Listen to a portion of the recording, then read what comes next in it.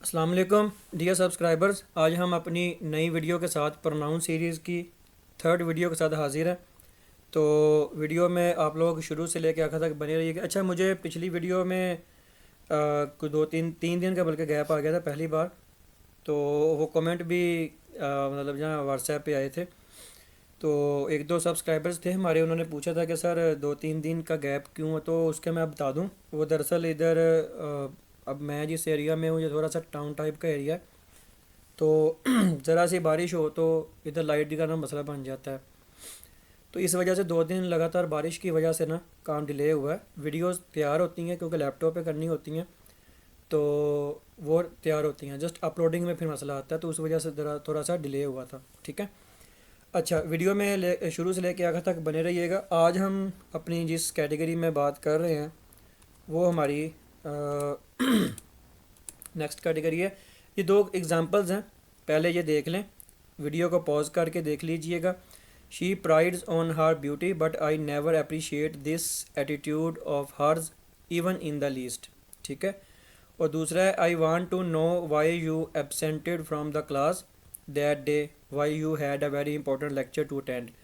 ये दो एग्जांपल्स हैं, इनको जस्ट आपने नोट डाउन करना है। आगे इसके जो अभी हम कॉन्सेप्ट सीखने जा रहे हैं ना, उस कॉन्सेप्ट को सीखने के बाद आपको इन चीज़ों की इजीली समझ आ जाएगी। आपको मेरे पढ़ाने का तरीका पता है, जो लोग जानते हैं मुझे शुरू से देख रहे हैं, कि मैं प्रॉब्लम दिखा के फिर आगे चीज़ की तरफ जाता हूँ। जैसे मैंने अपने मेंटोर से सीखा हुआ है, मैं डायरेक्टली दूसरों की तरह रटिफिकेशन नहीं करता कि ये चीज़ ऐसे है तो उसको दो एग्जांपल से एक्सप्लेन किया और आगे चलते बने। मैं पहले प्रॉब्लम दिखाता हूँ, फिर उसके बाद उसका सोल्यूशन जो ना वो हम उसका ढूंढते हैं। तो ये दो एग्जांपल्स हैं, इसको बेशक आप नोट डाउन कर लें, अगर नहीं भी करना तो इसको जस्ट वैसे ही देख लें। हम जो चीज़ सीखने लगे हैं ना वो है ऑब्जेक्ट की आइडेंटिफिकेशन। ठीक है।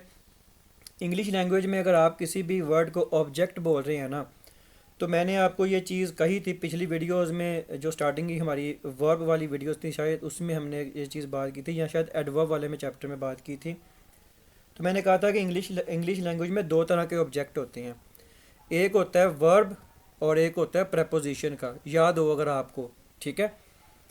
तो एक वर्ब के बाद होता है और एक प्रेपो के बाद होता है। तो हम कैसे पहचानेंगे कि कब वर्ब का ऑब्जेक्ट लिखा हुआ है और कब प्रेपोजिशन का ऑब्जेक्ट लिखा हुआ है।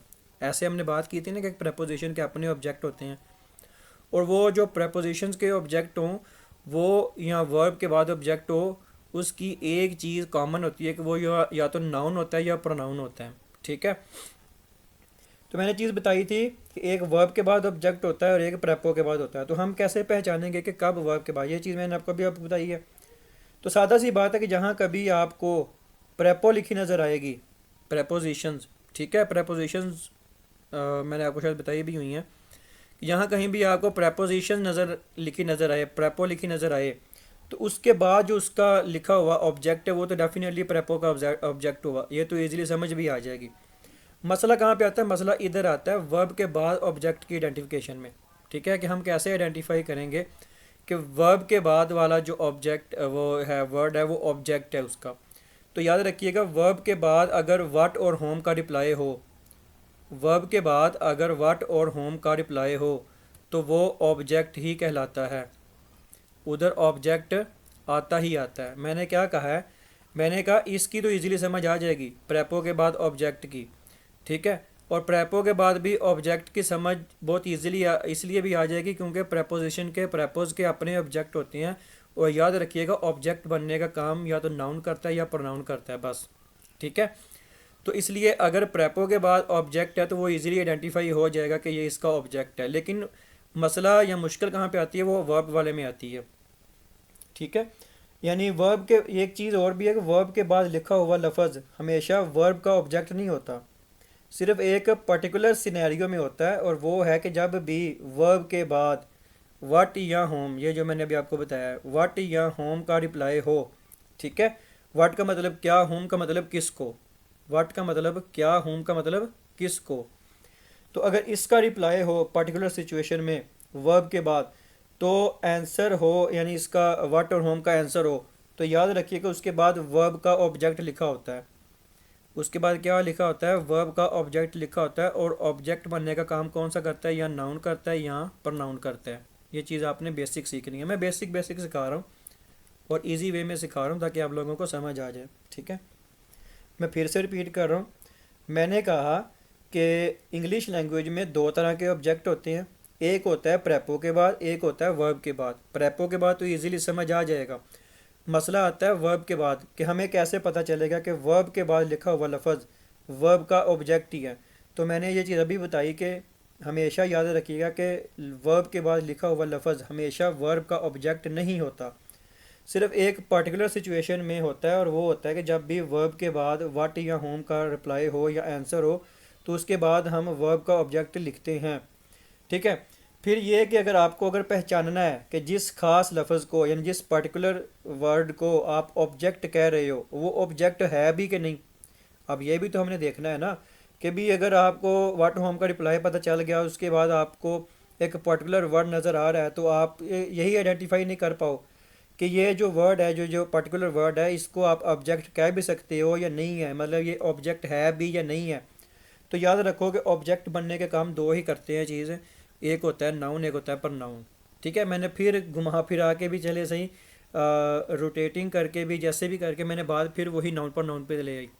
तो इसलिए मेरी आदत तो होती है कि मैं आपको सिंपल वर्ड्स में सारी चीज़ों को समझा दूँ, बजाय इसके कि मैं चीज़ों को घुमा फिरा के। तो ये कॉन्सेप्ट के दोनों पहलुओं को मैंने आपके इसमें कवर करवा दिया है। ठीक है, कि अगर हमें वर्ब के बाद पता लगाना है कि वर्ब के बाद लिखा हुआ वर्ड जो है वो ऑब्जेक्ट है भी कि नहीं, तो हमने ये चीज़ देख लेनी है पहले नंबर पे कि ऑब्जेक्ट बनने का हमें पता है कि काम या तो नाउन करते हैं या प्रनाउन करते हैं। अगर तो नाउन या प्रनाउन नज़र आ गया तो वो डेफिनेटली ऑब्जेक्ट है।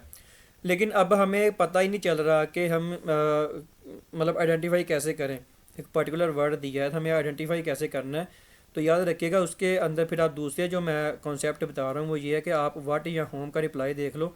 अगर तो आपको व्हाट या होम का रिप्लाई नज़र आए तो याद रखिएगा वो ऑब्जेक्ट ही होता है, और ऑब्जेक्ट बनने का काम फिर वही बात के नाउन या प्रनाउन ही करते हैं। ठीक है, यहाँ तक क्लियर है? आगे बढ़ें। यानी इन दोनों के अलावा, नाउन प्रनाउन के अलावा कोई भी वर्ड ऑब्जेक्ट नहीं बन सकता, ये चीज़ आपने समझनी है। नाउन और प्रनाउन के अलावा कोई भी वर्ड जो है वो ऑब्जेक्ट नहीं बन सकता, ये चीज़ भी आपने समझनी है। अच्छा, अब अगली बात जो है वो है ट्रांजिटिव वर्ब की। ट्रांजिटिव वर्ब, अगर आपने वर्ब वाला चैप्टर पढ़ा है, वर्ब वाला चैप्टर पढ़ा जो स्टार्टिंग में हमने अपनी ये सीरीज शुरू की थी हमने वर्ब से पढ़ाया था, तो अगर आपने वर्ब वाला चैप्टर पढ़ा उसमें मैंने ट्रांजिटिव और इंट्रांजिटिव वर्ब पढ़ाई हुई है। ठीक है, ऑल दो मैंने उसको इतना डिटेल में, क्योंकि वो डिटेल में पढ़ने वाली चीज़ है भी नहीं, जस्ट इनके कॉन्सेप्ट समझने होते हैं। तो ट्रांजिटिव वर्ब क्या होती है कि ये हमेशा अपने साथ ऑब्जेक्ट लेती है। Transitive verb is a verb which always take an object. ठीक है, यानी जो हमेशा अपने साथ ऑब्जेक्ट लेती ही लेती है, जिसके साथ ऑब्जेक्ट आएगा ही आएगा, वो ट्रांजिटिव वर्ब होती है। यानी आप कह लें कि रिप्लाई ऑफ व्हाट या होम, मैंने इसको फिर भी एक्सेप्शन के तौर पर साथ लिख दिया ताकि आप लोग इसको समझ सको। पीछे तो मैंने इसको वर्बली बताया, लेकिन इसकी मैंने इधर एक्सेप्शन बता दी ताकि आप लोग इसको लिख लो। अगर कॉपी पेंसिल रजिस्टर आपने पकड़ा हुआ है तो आप लोगों को ये चीज़ जो ना वो आसानी से समझ आ जाएगी जब कभी भी आप इसको रिवाइज़ करोगे। तो व्हाट या होम का रिप्लाई जो है ना वो हमेशा ऑब्जेक्ट कहलाता है। ठीक है, ये भी हमने पढ़ लिया। सेकेंडली, ऑब्जेक्ट बनने का जो काम है वो या नाउन करता है या प्रनाउन करता है। ठीक है, एक हमने प्रेपो के ऑब्जेक्ट पढ़े, याद रखिएगा उसमें भी जो नाउन ऑब्जेक्ट बनने वाला काम है ना वो नाउन प्रनाउन ही करेगा, क्योंकि नाउन प्रनाउन के अलावा कोई और चीज़ आपका जो ना वो ऑब्जेक्ट का काम नहीं कर सकती। दूसरी होती है हमारी इंट्रांजिटिव वर्ब। ये ना याद रखिएगा, ये जो ट्रांजिटिव वर्ब है ना, ये जो ट्रांस है ना, ये ट्रांसफ़र से निकला है।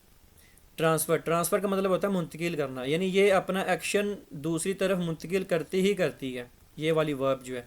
तो जब एक्शन मुंतकिल होगा तो वो जाहिर बात है ऑब्जेक्ट की तरफ तो जाएगा ही। ठीक है, वर्ब तो आएगी लेकिन ऑब्जेक्ट की तरफ जाएगी, ऑब्जेक्ट होगा तो ट्रांसफ़र होगा ना एक्शन।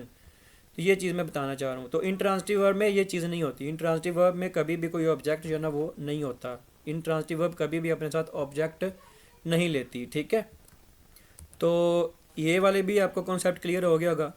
ये चीज़ मैंने पीछे पढ़ाई थी, लेकिन क्योंकि एक चीज़ और भी याद रखिएगा, ये जो ट्रांजिटिव वर्ब है, इंट्रांजिटिव वर्ब है, ये वाले जो कॉन्सेप्ट हैं ये आपके आगे सब्जेक्ट वर्ब एग्रीमेंट में भी यूज़ होंगे, आपके एक्टिव एंड पैसिव वॉइस में भी यूज़ होंगे, यानी मोस्टली जगहों पे ये यूज़ हो रहे होंगे। तो इसलिए आपको इनका कॉन्सेप्ट पता होना चाहिए। I am repeating that if you have to identify the transitive verb, then you should have to, or you would have to identify that it takes an object or not, either it takes an object or not. ठीक है, कि ये कोई object लेती है या नहीं लेती। अगर तो ऑब्जेक्ट है तो वो ट्रांसिटिव है, और अगर ऑब्जेक्ट नहीं है तो सिंपल सा फंडा है, तो वो ऑब्जेक्ट के बगैर जो है ना वो इनट्रांसिटिव वर्ब है। ठीक है, जैसे ये कुछ एग्जांपल्स हैं, इनको देखें पहले। इनको हम आइडेंटिफाई करेंगे कि इसमें कौन सी ट्रांसिटिव है कौन सी इनट्रांसिटिव है। पहले मैंने कहा ही किक्ड द बॉल। अब यहाँ पे देखें किक्ड जो है ना ये वर्ब है, ये क्या है, ये वर्ब है। ठीक है, अब किक किसको किया, व्हाट का रिप्लाई है, ही किक्ड द बॉल। सेकेंडली हमें ये भी पता है कि ये जो आर्टिकल है, आर्टिकल वाला चैप्टर पढ़ा हुआ है ना हमने, तो हमने पढ़ा है कि ये जो इनडेफिनिट आर्टिकल है द या दी जिसको हम बोलते हैं, ये भी या ए या एंड, ये दोनों जो है ना, तीनों जो हैं मतलब हमारे आर्टिकल्स, ये हमेशा नाउन के लिए आते हैं। तो अभी हमने पीछे पढ़ा कि ऑब्जेक्ट बनने का काम नाउन या प्रनाउन करते हैं। ठीक है, हमें पहले नंबर पे तो ये चीज़ पता चल गई कि बॉल जो है ना वो एक कॉमन नाउन है ना, कॉमन हमने एक चीज़ को नाम दिया हुआ है ना, बॉल, गेंद। ठीक है, इसकी जगह पे फुटबॉल भी होता, फिर भी वही बात है, फिर भी वो नाउन ही होना था, उसके साथ भी दा लगना था, क्योंकि ये पर्टिकुलर एक नाउन कोई ना आइडेंटिफाई करने के लिए दा लगाते हैं हम। तो ही किक्ड द बॉल, यानी उसने बॉल को किक लगाई। अब बॉल यहाँ पे नाउन है, तो नाउन का काम जो है ना वो ऑब्जेक्ट कर रहा है, तो इट्स मीन के यहाँ पे ये हमें ट्रांसिटिव वर्ब का पता चल गया। सेकेंडली हमने कैसे इसको आइडेंटिफाई किया, सेकेंडली हमने इसको आइडेंटिफाई करने का जो दूसरा तरीका है वो ये है कि यहाँ पे दा लगा हुआ है। दा हमेशा आर्टिकल, हमेशा आपको पता है नाउन के लिए आता है, तो ये नाउन ही है, ये क्या है, नाउन ही है। ठीक है, तो इसलिए जब नाउन है तो नाउन बनने का काम आपको पता है कि नाउन ऑब्जेक्ट बनने का काम नाउन या प्रनाउन करते हैं। दो तरीक़ों से मैंने आपको समझा दिया। ठीक है, अब सेकंड है शी किल्ड। तीसरा जो था ना वो अगर आपको इन दोनों का भी पता नहीं चल रहा तो फिर आप इसको देखो, ही किक्ड द बॉल, यानी उसने किक लगाई, यानी किसको, यानी व्हाट का रिप्लाई पूछ रहा है, व्हाट का आंसर आएगा ना, किसको। ठीक है, या होम भी अगर हम कहते हैं होम यानी किसको, तो she killed him, she killed यानी उसने मारा किसको, होम, शी किल्ड होम यानी किसको मारा उसने। अब इधर भी होम है तो हिम आपको पता है प्रनाउन होता है, तो इधर हमें ये चीज़ पीछे पता है कि नाउन या प्रनाउन ही जो है ना ऑब्जेक्ट बनने का काम करते हैं। तो इधर हमने दोनों तरीक़ों से सीख लिया कि हिम जो है ना वो प्रनाउन है, तो इट्स मीन कि ये भी ट्रांसिटिव वर्ब है, और किल्ड जो है वो वर्ब है, शी जो है ना वो सब्जेक्ट है। तो दूसरे नंबर पे हमने ये चीज़ सीख ली कि किल्ड उसने मारा, यानी किसको मारा, यानी होम का रिप्लाई है इसके अंदर, हाँ है ही का, यानी जो ऑब्जेक्टिव केस है हिम, ही का ऑब्जेक्टिव केस ही है ना ये हिम वाला। क्या है, कौन सा केस है ये मुझे बताइएगा ज़रा से भी, वो टेबल याद रखिएगा। सब्जेक्ट कौन सा है, ही, और ऑब्जेक्ट कौन सा है। ठीक है, ये चीज़ें भूलनी नहीं है, मैं रिपीट करवाता रहूँगा आप लोगों को। तो टेबल मैंने इसलिए आपसे कहा था कि टेबल को रट लें, टेबल आपको भूलना नहीं चाहिए। जैसे मैथ के कुछ फार्मूलाज होते हैं ना, मसला फ़ीसा गोर्स हो गया, आधे आज़म हो गया, और फलानी जो चीज़ होती है, खैर और मेरा सब्जेक्ट नहीं है, तो हमने वो फार्मूलाज जो है ना वो रटे होते हैं। A+B वाला भी एक बहुत जो ना वो चलते हैं, कुछ सीरीज़ आप जानते होंगे, तो इस तरह वो टेबल भी आपने रटना है। ठीक है, तो अब नेक्स्ट देखें, आई एम गोइंग, अच्छा ये भी ट्रांसिटिव। अब I am going to London, अब हमें पता है कि टू जो है ना वो प्रेपो है। एक चीज़ याद रखिएगा, टू प्रेपो है, लंदन ऑलरेडी बेशक नाउन है, लेकिन हमें ये चीज़ पता है कि प्रेपो के बाद जो अपने ऑब्जेक्ट होते हैं वो भी नाउन पर नाउन ही होते हैं, लेकिन हम यहाँ पे बात कर रहे हैं ट्रांसिटिव या इनट्रांसिटिव की। अगर तो वो अपना वर्ब ले रहा है, सॉरी ऑब्जेक्ट ले रहा है, वर्ब जो है, अब यहाँ पे वर्ब कौन सी है, ये गोइंग वर्ब है ना। अब इसके बाद टू नहीं आना चाहिए था, लंदन आना चाहिए था, तो फिर हम कहते हैं कि ये ट्रांसिटिव है, लेकिन क्योंकि इधर प्रेपो आ गई है तो प्रेपो के अपने ऑब्जेक्ट होते हैं, तो इधर जो हम बात करेंगे आई एम गोइंग, तो ये गोइंग वर्ब है।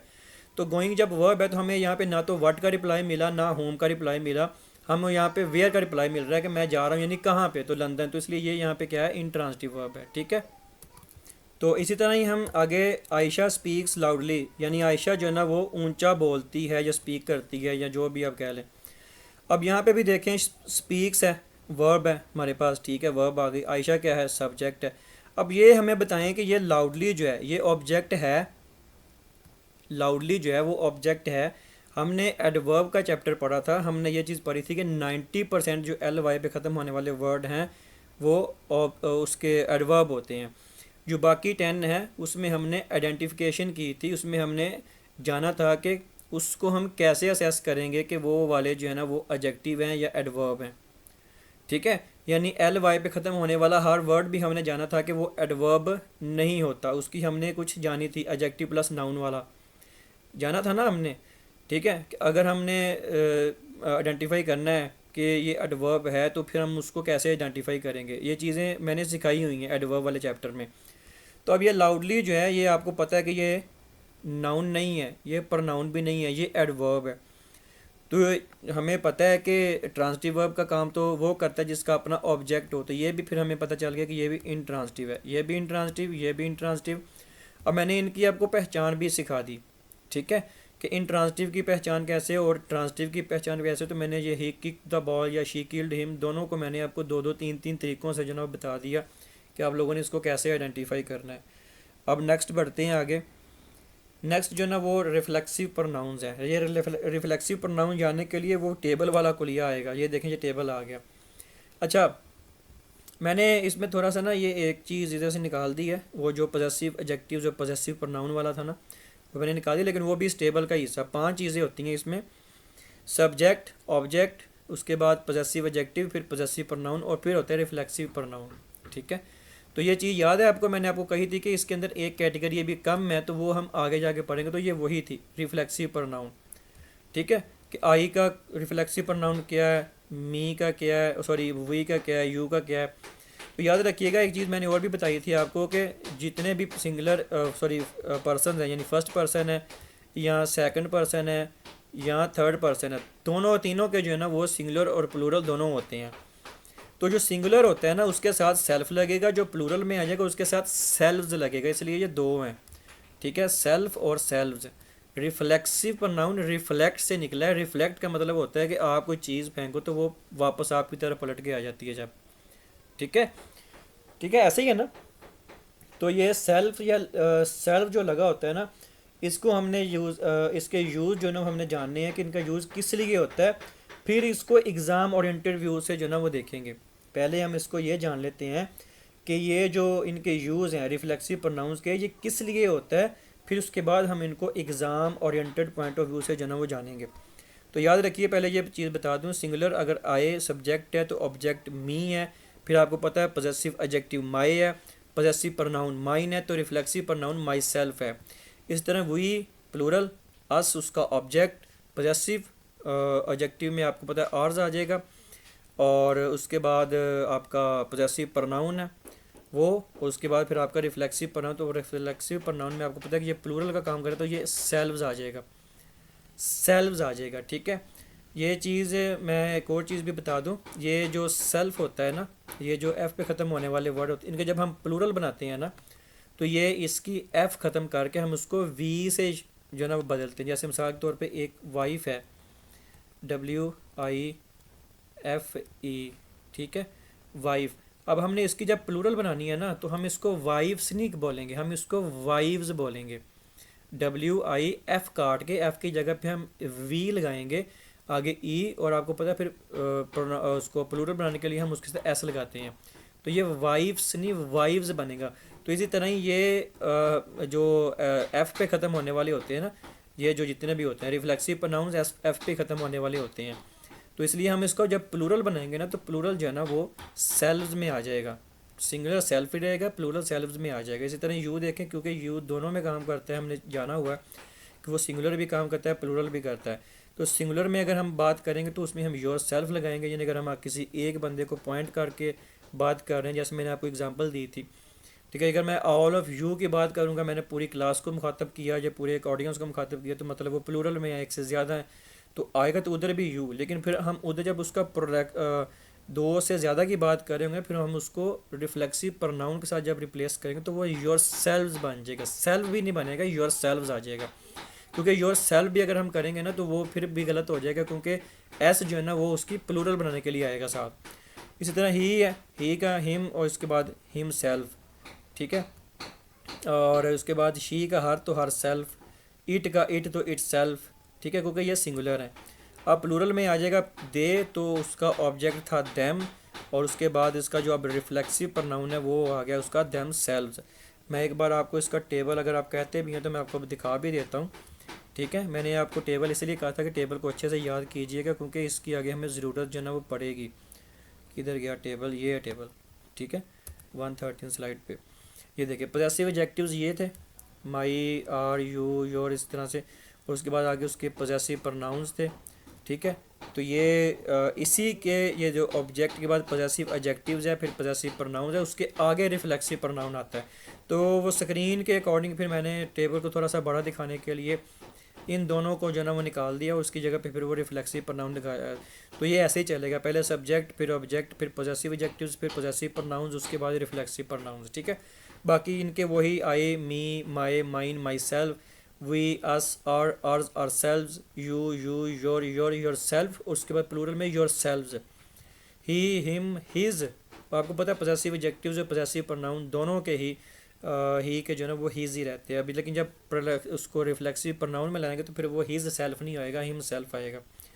ठीक है, तो इसलिए शी का हर और हर्ज प्रोनाउंस में आपको पता है हर्ज आता है। तो आप एक चीज़ मुझसे पूछ सकते हो, जो आपके माइंड में भी आएगा कि अगर इसमें हम हर लगा के पोजेसिव प्रोनाउंस को हम इसको हर्ज कर रहे हैं, तो इसको हम हिज क्यों नहीं कर रहे? तो इसके क्योंकि ऑलरेडी एंड पे एस लगा होगा, तो ये एस उसका ऑलरेडी प्लूरल का ही काम जो है ना वो बताएगा। ठीक है, मतलब एक चीज़ जस्ट एक वैसी आपके माइंड में शायद आ जाए इसकी बात कि इधर हमने हर्ज लगाया तो इधर हमने उसके साथ क्यों नहीं लगाया। ठीक है, तो ये उसके हवाले से मैंने आपको बताया है। तो ये हमने ये माइन का भी पढ़ा था कि ये माइन अगर हम किसी की बात करें तो ये अपने अंदर ऑलरेडी नाउन को लिए होता है। ठीक है, इट्स का जो पोजेसिव प्रोनाउन वो आपको पता नहीं होता, तो इसलिए उसका रिफ्लेक्सिव प्रोनाउन ही होगा और वो होगा इट्स सेल्फ। तो ये दे था, दे प्लूरल में आएगा तो दे उसका ऑब्जेक्ट देम, फिर possessive adjective their, possessive pronouns theirs, और उसके बाद जब हम इसका रिफ्लेक्सिव प्रोनाउन देखेंगे तो वो क्या है, वो होगा उसका them selves, not them self बल्कि देम सेल्व्स। ठीक है, क्योंकि ये प्लूरल में है। यहाँ तक बात क्लियर है? आई होप सो यहाँ तक जो ना आपको बात क्लियर हो गई होगी। नेक्स्ट आगे बढ़ते हैं। आगे ये देखें, पहले नंबर पे है कॉन्सेप्ट के शी किल्ड रमज़ान, उसने रमज़ान को मारा। अब देखें इसमें शी जो है ना वो सब्जेक्ट है, किल्ड वर्ब है, रमज़ान ऑब्जेक्ट है। रमज़ान इधर है, यानी पहले वाले में सब्जेक्ट भी है और सब्जेक्ट शी है। तो पहले वाले में फिर ऑब्जेक्ट भी है, लेकिन दूसरे वाले में, इस वाले में शी किल्ड, इसमें ऑब्जेक्ट नहीं है। ऐसे ही है ना, इसमें ऑब्जेक्ट कैसे है? शी सब्जेक्ट है, किल्ड वर्ब है, तो ऑब्जेक्ट कहाँ से आया? तो ये मतलब आधा अधूरा है, which doesn't make any sense and it is making sense that she killed Ramzan, कि उसने रमज़ान को मारा, वो इसलिए सेंस दे रहा है। ठीक है, लेकिन ये दूसरे वाला जुमला अधूरा है। तो मैं एक चीज़ बता दूं, अगर सब्जेक्ट कोई काम करता है और उसके आगे कोई ऑब्जेक्ट है ही नहीं और ऑब्जेक्ट चाहिए ही, तो सब्जेक्ट उसको काम को खुद झेलेगा। यही रिफ्लेक्सिव प्रोनाउन का जो मैं आपको बता रहा हूँ। मैंने कहा अगर सब्जेक्ट कोई काम कर रहा है, जैसे इधर उसने काम किया, इधर तो हमें पता चल गया कि रमज़ान उसका ऑब्जेक्ट है। रमज़ान वैसे भी नाउन है, समझ आ गई कि नाउन प्रोनाउन ही जो है वो ऑब्जेक्ट बनने का काम करते हैं, तो रमज़ान का हमें पता चल गया कि ये नाउन है, डेफिनेटली ऑब्जेक्ट है। अब इधर ऑब्जेक्ट नहीं है, तो मैंने यही चीज़ समझानी है कि अगर कोई सब्जेक्ट काम करता है और उसके आगे कोई ऑब्जेक्ट है ही नहीं, इसके आगे ऑब्जेक्ट नहीं है, ठीक है, that's why it is not making any sense. हमें समझ नहीं आ रही कि उसने मारा, किसको मारा? ना तो व्हाट का रिप्लाई आ रहा है, ना होम का रिप्लाई आ रहा है। तो अब इधर जो ना वो रिफ्लेक्सिव प्रोनाउन काम करेगा। रिफ्लेक्सिव का मैंने आपको बताया था कि वो चीज़ जो हम जब फेंके तो हमारी तरफ ही पलट के आए। ठीक है, हमारी तरफ ही जो ना वो आए। तो अब इधर जो है ना वो हमें सब्जेक्ट चाहिए, सॉरी ऑब्जेक्ट चाहिए ही चाहिए, क्योंकि हम सब ऑब्जेक्ट नहीं लगाएंगे तो हमारी बात मुकम्मल नहीं होगी।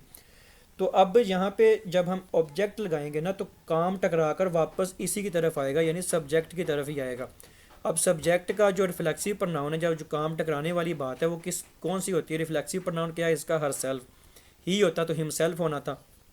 ठीक है, जैसे ये देखें दे हर्ट है, तो ये जो चीज़ आपने इधर सीखनी है ना वही चीज़ इधर ही है। मैंने दो जस्ट एग्जांपल्स दी हैं, जो चीज़ इधर है वही चीज़ ही इधर है। ठीक है, तो शी किल्ड हर सेल्फ आएगा, शी किल्ड हर सेल्फ आएगा। तो इधर हम रिफ्लेक्सिव प्रोनाउन का यूज़ करेंगे, रिफ्लेक्सिव प्रोनाउन का जो ना वो यूज़ करेंगे। तो मेरे ख्याल में इसको हम इधर ही समेटते हैं। ठीक है, क्योंकि इसके बाद आगे जो बातें हैं वो फिर अगली वीडियो में हम ले आएँ तो ज़्यादा बेटर है। तो चलें इसको इधर ही समेटते हैं, इसको नेक्स्ट जो है इसको हम इस नोट से शुरू करेंगे। ठीक है, वैसे ये नोट इसी के साथ मुंसलिक है, मैं बता ही देता हूँ। When the subject of a verb receives an action, जब किसी वर्ब का सब्जेक्ट जो है ना वो कोई एक्शन रिसीव करता है तो फिर रिफ्लेक्सिव प्रोनाउन यूज़ होता है। यही चीज़ मैंने इधर बता रहा हूँ या इधर बता रहा हूँ। दे हर्ट, तो जब दे हर्ट है आगे हमें पता है हमें कोई बात मुकम्मल करनी है, कोई ऑब्जेक्ट चाहिए, तो दे हर्ट के बाद हम उसको देमसेल्व्स लगाएंगे। ठीक है, कि उन्होंने अपने आप को जो है ना देमसेल्व्स, फिर अपने आप की बात आ जाएगी क्योंकि ये रिफ्लेक्ट करेगा हमें कोई बात को मुकम्मल करना है, कोई ऑब्जेक्ट लाना है।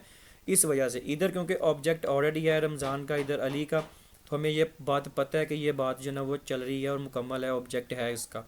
समझ आ गई मेरी बात? अच्छा, बाकी ये आगे जो है ना ये हम इसको फिर बाद में पढ़ेंगे, अगली वीडियो में देखते हैं। इसके भी ज़्यादा से ज़्यादा एक दो वीडियोज़ और आएंगी, फिर इंशाल्लाह इसका भी कॉन्सेप्ट क्लियर हो जाएगा। तो उम्मीद करता हूँ आपको ये आज की वीडियो भी अच्छी लगी होगी। वीडियो अच्छी लगी है तो लाइक और शेयर कीजिएगा, और जो नए लोग हैं चैनल को सब्सक्राइब कीजिएगा। मिलते हैं इंशाल्लाह नेक्स्ट वीडियो के साथ, तब तक के लिए टाटा बाय बाय।